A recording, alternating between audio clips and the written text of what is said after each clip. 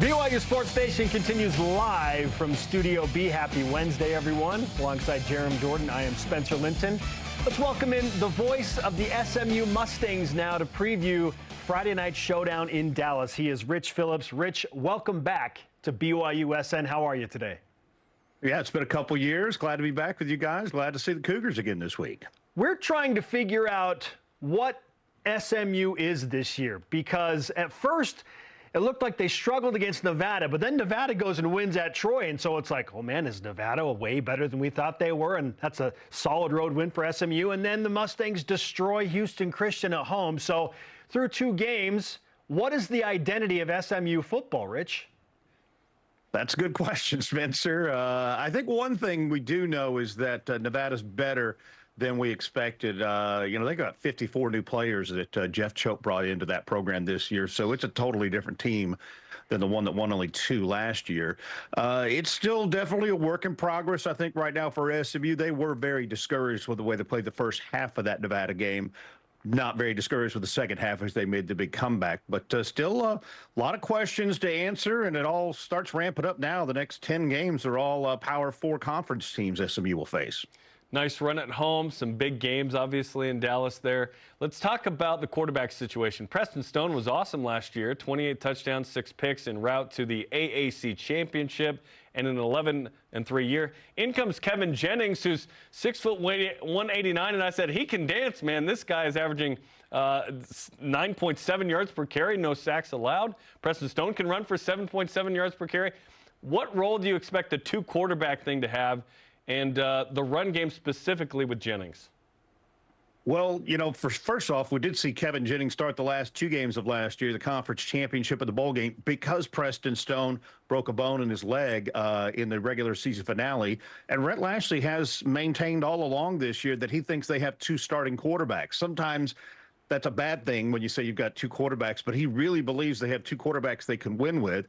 So I think the plan that we will see this week is going to be closer to the Nevada game, where Kevin played series 3 and 4, but the rest of the game was Preston Stone. This past week against Houston Christian, I think he alternated a lot more than he normally would have, just because of the way the game went. But I don't discount the fact that he wants to see Kevin Jennings get in the game some, and they definitely have a bit more of the RPO game that they will run with Kevin, because of his ability to run the ball, and frankly, with the way that he can run those run-pass options is sometimes astonishing when he last second throws the football, and could make for a very dangerous weapon from him. Whenever 2 quarterbacks and that switch-out system come into play, naturally a lot of people will say, well, it just affects the fluidity of the offense and the chemistry, and you can't get into a rhythm. Why do you feel like SMU is an exception to that argument?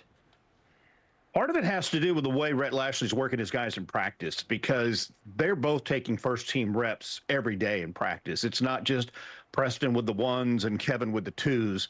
They run first team and second team both. And so they've got a lot of chemistry that way, not to mention the fact that at wide receiver, they rotate so much. At running back, they've got 3 guys they're going to rotate in.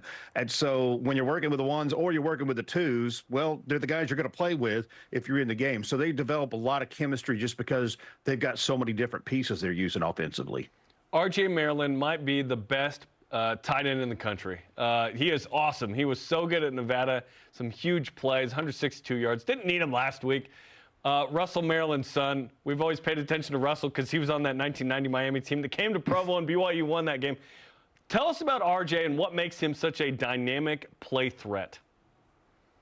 Well, when he came here as a tight end, he was built more like a wide receiver at only 217 pounds. He's added about 20 to 23 pounds maybe since he got here in 2 seasons. So that's made him a bigger threat physically, but he still has that same speed. And so, like you saw in the Nevada game, he had the huge second half with 8 catches, including the game-winning touchdown. He also had a big 49-yard catch in that second half.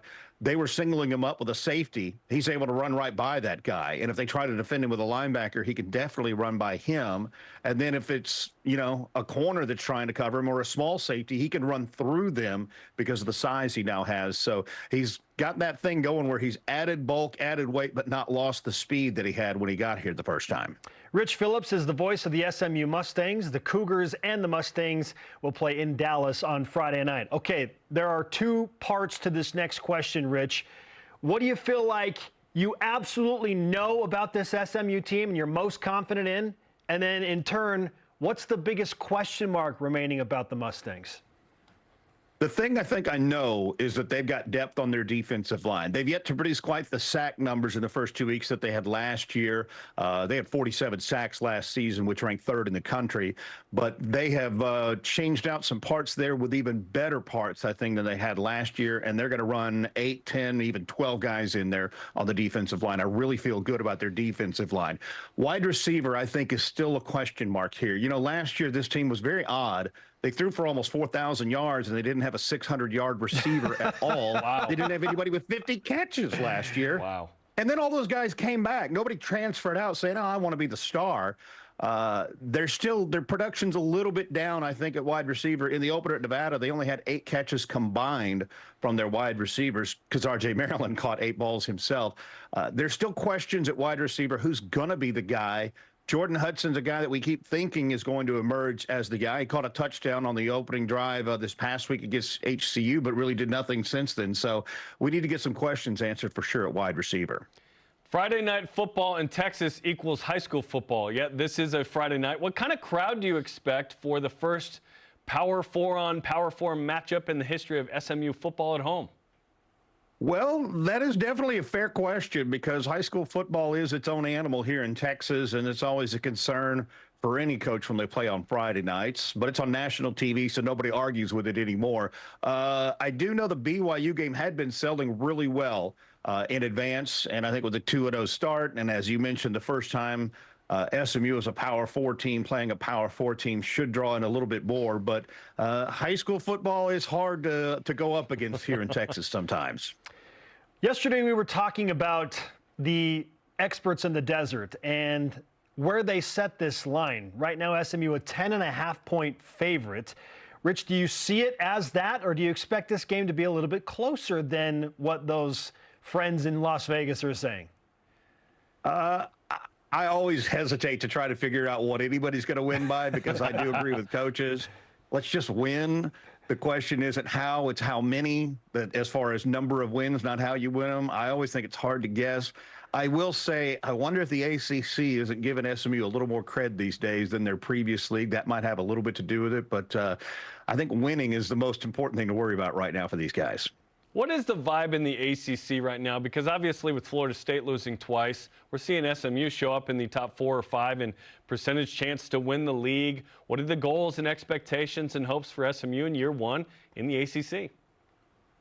All along, it's been certainly to be competitive in the league, to be a bowl team in the league. I know a lot of people have pegged maybe 8 wins to be a good year, which I would agree with, especially when you look at what schools like BYU, Houston, Cincinnati, UCF did last year, and their move up to the Big 12. They all struggled. UCF, the only one making a bowl out of that group last year. So you don't want to set your sights too high, but you are coming off a conference championship. You return a ton of key parts. There are definitely a lot of questions, though, about the league that I have because not only has Florida State lost their first 2, I thought they looked pretty poor in their game Sunday against Boston College. And I don't know, that Boston College team looks a lot different than the one I saw last year in the Fenway Bowl that beat SMU. So I can't figure it out. And, you know, Virginia Tech going and losing to Vanderbilt certainly was not a good thing in the league either. So there are a lot of questions in the league right now. For sure. The ACC Wheel of Destiny, as Reese Davis used to call it, is very much in play. We feel the same about the Big 12. There are legitimately 8 teams that could win the Big 12 conference this year. Okay, we'll finish with this. We have oft looked back on fondly the 1980 Holiday Bowl because it was BYU's first bowl win, and it required the most dramatic, most unbelievable, improbable comeback, and it happened against SMU. So as the voice of the Mustangs, we naturally have to ask, how do SMU fans view that game, or have you just wiped it clean from the memory? It's bitter. It's still a very bitter loss. You're up 45-25 with 4 minutes to play. People were leaving the stadium already because it was over, and you lose on a Hail Mary at the end as they rally back. It's still a bitter loss. And you look at, too, SMU's 0-4 all time against BYU. 2 years ago was a little bit bitter for some. Rhett Lashley went for 2 at the end in the New Mexico Bowl because he decided that we weren't going to overtime. Somebody was going to win the game right there. Unfortunately, I think it was Jacob Robinson made the tackle on Tanner Mordecai on that 2-point try to end it there. But definitely the 1981, at least with the old timers, and I'm not quite an old timer, but that was kind of the start of my football consciousness there in 1980. It's still a bitter pill to swallow in that one. You're always lucky Rasheed Rice didn't play in the New Mexico Bowl. I'll just say that. That guy's Absolutely. Yeah, that guy's awesome. It required a little bit of luck for sure, because he absolutely is a special player. Rich, we appreciate the time and the insights into the SMU football program, and we look forward to seeing you on Friday night, I should say, in Dallas. And let's schedule you for 2027 on this program already, okay? When we come. Let's put it down. I'll put that on my calendar. Let's go. You got it. Thanks so much, Rich. Thank you. Rich Phillips, great voice, great broadcaster. Yeah, I love it. He's got the mic at home. He's ready to go.